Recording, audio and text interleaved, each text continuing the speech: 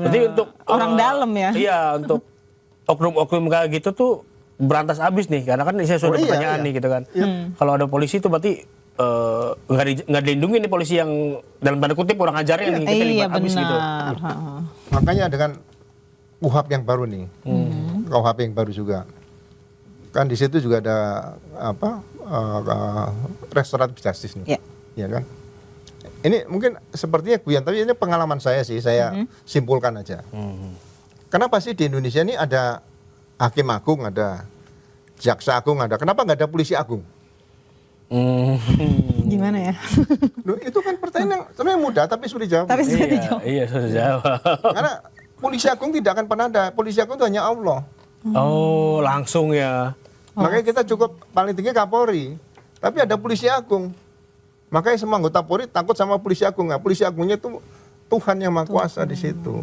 Kalau dibikin di KUHP baru ada polisi agung, wah saya nggak tahu apa udah berbuat kayak Tuhan nanti dia.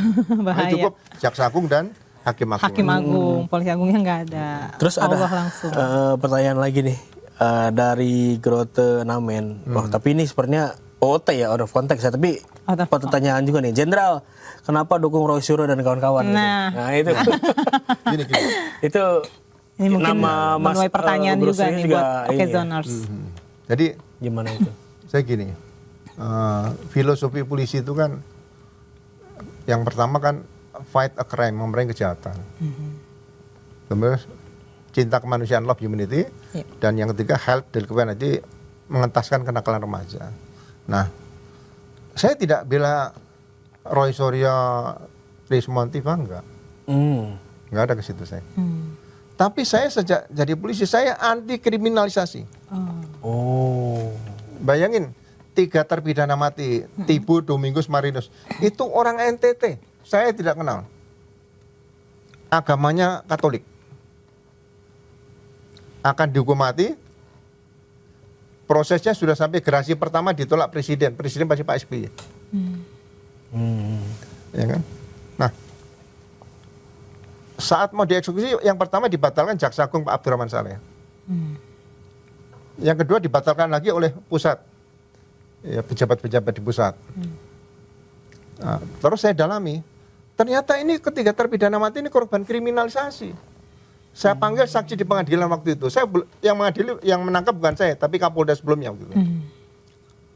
Nah, saya periksa, saya tanyakan saksi-saksi, saya datangkan ke lapas lembaga pemasyarakatan Petobo di Palu.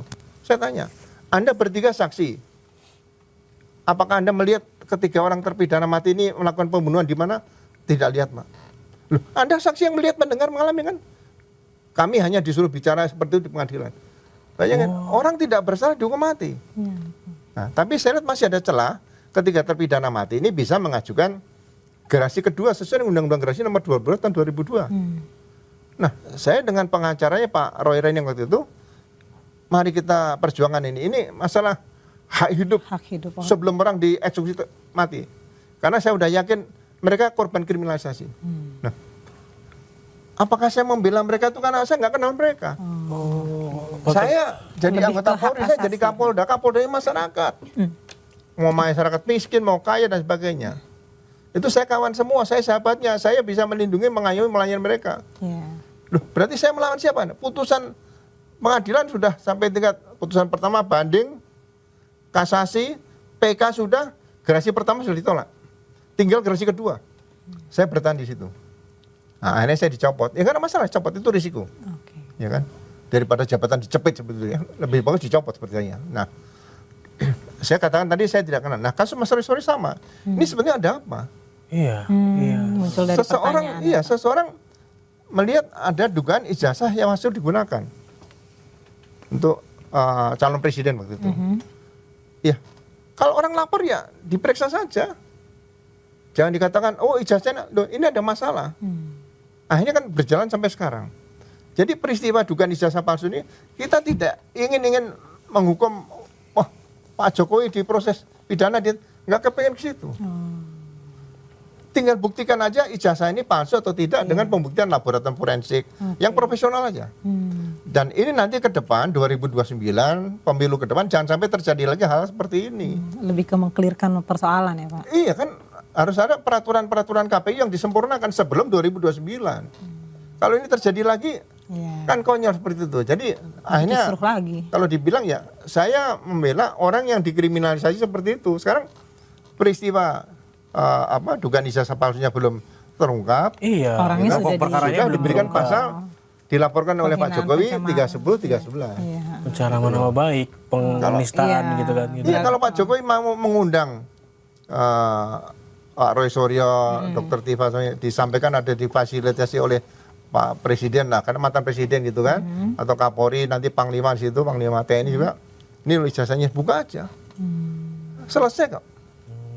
Oke. Tapi karena akhirnya dibiarkan ya berkembangnya terus seperti Iya. itu. Jadi sekali lagi saya tidak membela pribadi, saya nggak pernah kenal Iya. Roy Suryo, saya kenal hanya di media, beliau dulu Menteri Pemuda dan Olahraga. Iya. Rismon saya pernah Kapolda Sumber, saya nggak pernah ketemu dengan Rismon nih. Orang Batak juga kan. Akhirnya saya kenal orang sana. Dokter Tifa juga saya nggak kenal. Tapi kalau dikriminalisasi ya panggilan nurani saya ini Iya. sudah ada yang salah nih gitu. Ya, ini jangan sampai dikatakan, oh ini Pak Ugro ini karena nggak dapat jabatan dari Jokowi, katakan seperti itu. Ah. Loh, saya nggak cari jabatan kok. Oh Pak Ugro ini cari sensasi. Loh sensasi apa? Sudah purnawirawan juga kan, ngapain nggak sering. Iya, loh, kalau saya cari sensasi itu dicek aja. Kapolda Sulawesi Tengah aja saya membela 3 terpidana mati, saya dicopot. Kapolda Sumut saya berbeda dengan Pak Kapolri. Tadinya mau dijadikan Kapolri nggak jadi. Kalau saya mengikuti, saya dengan cara berbohong pada publik, saya jadi Kapolri Oktober 2014. Tapi saya nggak pernah Mengorbankan berpikir pengen peluang jadi itu Kapolri. ya. Nggak pengen Kapolri itu berat. Iya sih, iya. Ya kalau saya dulu tiap hari Kapolri kan rapat kabinet, siapa yang kuat? Mendingan saya jadi polisi yang biasa aja lah. Dari Kapolda Sulawesi Tengah jadi kepala pusat pengolahan data, bagian komputer. Nah, saya ini kan generasi gagap teknologi, gaptek. Matikan komputer ya, kabelnya saya cabut, bukan pakai. Ya Allah. Nggak, Biar lebih cepat, seperti Pak. itu kan. Tapi saya nikmati itu. Saya nggak pernah. Ya, saya paling pensiun Brigjen. Ya sudah lulusan Akabri, kemudian masuk kerja di polisi, pensiun Brigjen. Ya sudah bagus kan. Jadi nggak pernah bikin naik bintang 2, bintang 3, apalagi bintang 4. Enggak. Nggak mengejar itu ya. Pak. Pokoknya jadi polisi, berusaha jadi polisi yang baik dan benar itu. Nanti pensiun nikmati aja, jangan sampai setelah pensiun sakit, ya kan, jantung, asam urat dan sebagainya kan susah nih. Ngeri Pak. Ya, saya masih tahu hukum alam seperti itu, kita nih takutnya di situ aja. Oke. Soal polisi baik nih. Salah satu pertanyaan lagi Oke, dari siap. kakak Perdana.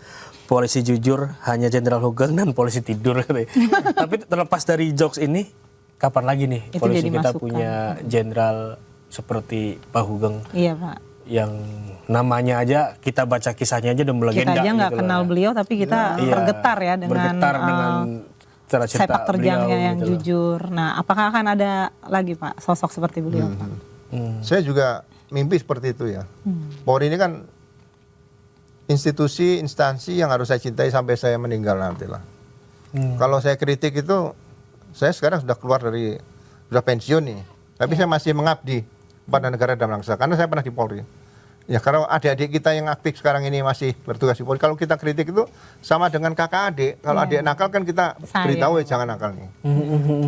Tapi yang paling prinsip di sini, Polri ini harus keluar dari pusaran politik. Ah, itu dia. Itu kuncinya Pak. Itu kuncinya nomor 1. Kalau polisi ingin benar-benar profesional. Ya, kalau yang lain tidak bisa masuk pusaran politik, nggak akan ada yang dapat jabatan, ya mohon maaf, jabatan yang di luar Polri yang banyak-banyak nggak akan. Jadi kalau secara langsung Pak Ugro Seno bilangnya bahwa polisi sekarang masuk ke putaran politik. Ya sejak 2004 itu sudah mulai ada gejala. Oh, Tapi 2014 itu full. Sampai sekarang ini. full tuh Pak. Ya. Di pusaran politik. Ini seharusnya keluar dari situ dan kembali ke profesionalisme Polri kembali seperti itu. Kalau ini bisa diteruskan dengan beberapa reformasi tadi yang dibentuk oleh Pak Presiden Pak Prabowo, ya, perbaiki semua peraturan-peraturan Kapolri yang kira-kira sudah tidak valid lagi, disesuaikan dengan hukum acara pidana dan hukum pidana yang ada, kemudian disempurnakan. Dan ya zaman dulu kan Kapolri, Panglima TNI itu pasti punya jargon, misalnya Pak Kunarto tekadku pengabdian terbaik, Pak Anton rekonsolidasi fungsionalisasi, Oke. Pak Sanusi ojo dumeh, padahal dia orang Sunda. Aja Dubai, orang Sunda tapi aja Dubai. Iya. Pak Bandorsman kemitraan. 3S, senyum, sapa, salam. Oh iya, ada, iya sering. Iya, iya. Dulu soknya bagus-bagus, jadi nggak usah yang, ya mohon maaf kalau saya pakai bahasa Inggris, seolah bahasa Inggris malah orang bingung seperti itu kan. Ya misalnya gini, jargonnya polisi Presisi. jangan pakai bahasa asing gitu. Turn back crime. Turn back. Turn back Iya, crime iya. juga bahasa Inggris Turn ya. back crime, turn, ha. turn back Lawan crime. balik ke Apa misalnya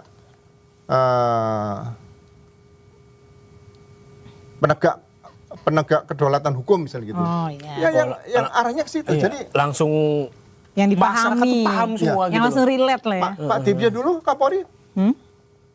bikin apa? Unit reaksi cepat. Jadi kalau ada laporan masyarakat segera datang.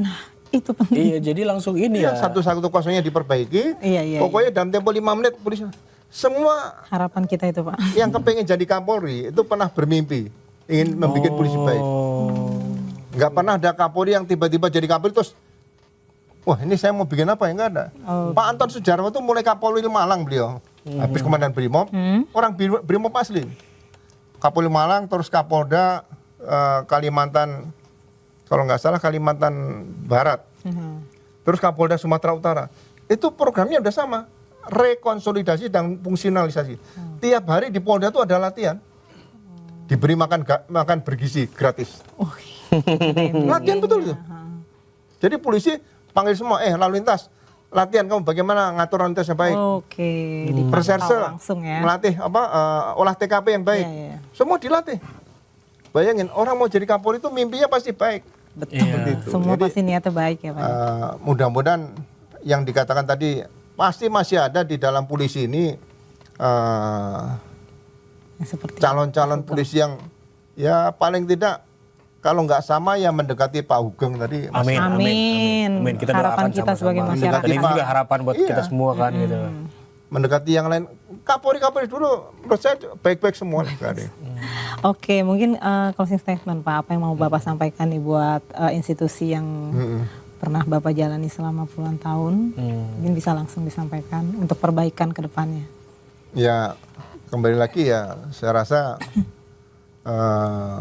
masalah-masalah yang kaitan dengan politik terutama lah hindarkan dari saat ini sejauh mungkin ya, kembali ke profesional Polri ke depan ya kan sebagai peran pelindung, pengayom dan pelayan masyarakat. Memelihara Kamtibmas itu lebih bagus daripada kita muncul kejahatan baru melakukan penindakan. Jadi sekali lagi kehadiran pasukan-pasukan Samapta Bayangkara dan bimbingan masyarakat Polri itu harus lebih dikedepankan daripada reserse yang melakukan penegakan hukum. Seperti itu aja. Baik, oke Zoners. Terima kasih Pak. Kita semua masih pengen percaya sama polisi karena tanpa kepercayaan hukum hanya tinggal teks di atas kertas. Kasus siswa yang kehilangan nyawa dan polisi terjerat narkoba bukan sekedar berita kriminal. Ini soal integritas, soal teladan dan soal masa depan institusi. Peristiwa ini tentunya harus menjadi momentum pembenahan yang nyata. Dan saksikan terus Daily Buzz dari hari Senin sampai Jumat jam 4 sore. Gua Fitri Ramadhani Gua Hafid Mardiansyah. dan narasumber kita. Terima kasih. Siapa? Oh, Bapak? Saya. Udah Sebut kenal. nama. saya Pak Komjen Polisi Purnawira Nugrasena sekali lagi mengharapkan masyarakat tetap mendukung tentang reformasi Polri ini dan saya juga masih berharap banyak pasti Polri bisa berubah untuk ke depan. Amin. Oke, amin. Kita semua pamit teman-teman. Dadah.